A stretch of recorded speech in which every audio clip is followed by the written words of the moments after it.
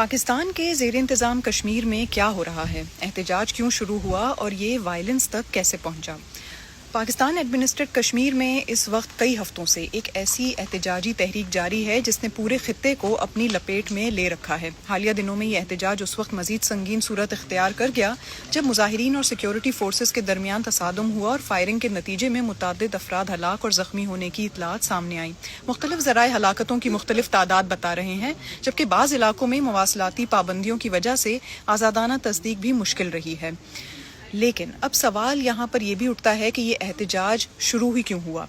اس تحریک کی قیادت جوائنٹ عوامی ایکشن کمیٹی یعنی JAAC کر رہی ہے۔ ان کا کہنا ہے کہ پاکستان کے زیر انتظام کشمیر کی قانون ساز اسمبلی میں 12 ایسی نشستیں مخصوص ہیں جو انڈیا کے زیر انتظام جموں کشمیر سے ہجرت کرنے والے افراد کے لیے مختص کی گئی ہیں۔ حالانکہ ان نشستوں پر ووٹ پاکستان کے دیگر حصوں میں رہنے والے مہاجرین ڈالتے ہیں، نہ کہ پاکستان کے زیر انتظام کشمیر کے موجودہ رہائشی۔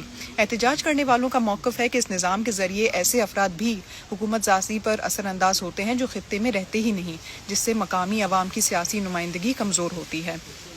جوائنٹ عوامی ایکشن کمیٹی کا مطالبہ ہے کہ ان نشستوں کا نظام ختم کیا جائے، انتخابی اصلاحات کی جائیں اور خطے کے عوام کو اپنی نمائندگی کے بارے میں زیادہ اختیار دیا جائے۔ حکومت اور عدالتوں نے اب تک ان مطالبات کو قبول نہیں کیا، جس کے بعد احتجاج مزید شدت اختیار کر چکا ہے۔ گزشتہ چند ہفتوں کے دوران مختلف شہروں خصوصاً میرپور، مظفر آباد اور راولہ کوٹ میں ریلیاں، دھرنے اور مارچ منعقد ہوئے۔ حکومت نے بعض رہنماؤں کی گرفتاری، سیکیورٹی کی بھاری نفری کی تعیناتی اور دیگر اقدامات کیے۔ احتجاجی رہنماؤں کا کہنا تھا کہ وہ اپنا لانگ مارچ جاری رکھیں گے۔ اس وقت صورتحال انتہائی کشیدہ ہو چکی ہے جب انتخابی مرحلے کے دوران مظاہرین اور سیکیورٹی فورسز کے درمیان جھڑپیں ہوئیں۔ مقامی سورسز، تنظیموں اور آئی وٹنسز کے مطابق سیکیورٹی فورسز نے مظاہرین پر فائرنگ کی، جس کے نتیجے میں درجنوں افراد ہلاک ہونے کا دعویٰ کیا گیا ہے۔ احتجاجی رہنماؤں کا الزام ہے کہ ہلاک ہونے والوں میں غیر مسلح شہری بھی شامل تھے۔ اس وقت پاکستانی حکام اس موقف سے اتفاق نہیں کرتے۔ سرکاری حکام کا کہنا ہے کہ احتجاج پرامن نہیں رہا تھا، بعض مسلح عناصر اس میں شامل ہو گئے تھے۔ سیکیورٹی اہلکاروں پر حملے کیے گئے، ان کا کہنا ہے کہ ایک نیم فوجی اہلکار ہلاک ہوا۔ اسی طرح حکومت نے یہ بھی الزام لگایا ہے کہ احتجاج میں مسلح افراد شامل تھے، جبکہ احتجاجی قیادت ان الزامات کو مسترد کرتی ہے۔ ان واقعات کے بعد بین الاقوامی سطح پر بھی تشویش کا اظہار کیا گیا ہے۔ ایمنسٹی انٹرنیشنل نے مطالبہ کیا ہے کہ فائرنگ اور ہلاکتوں کی آزاد، شفاف اور غیر جانبدارانہ تحقیقات کی جائیں تاکہ یہ معلوم ہو سکے کہ طاقت کا استعمال بین الاقوامی انسانی حقوق کے اصولوں کے مطابق تھا یا نہیں۔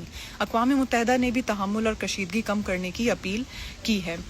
فی الحال صورتحال بدستور کشیدہ ہے، احتجاج مکمل طور پر ختم نہیں ہوئے ہیں، انتخابی عمل مختلف مراحل میں جاری ہے اور خطے میں سیاسی بے یقینی برقرار ہے۔ ایک طرف احتجاجی قیادت اپنے مطالبات پر قائم ہے، جبکہ دوسری طرف حکومت کا کہنا ہے کہ ریاست قانون کی عملداری یقینی بنائے گی۔ آنے والے دنوں میں یہ دیکھنا اہم ہوگا کہ آیا اس بحران کا حل مذاکرات کے ذریعے نکلتا ہے یا کشیدگی مزید بڑھتی ہے۔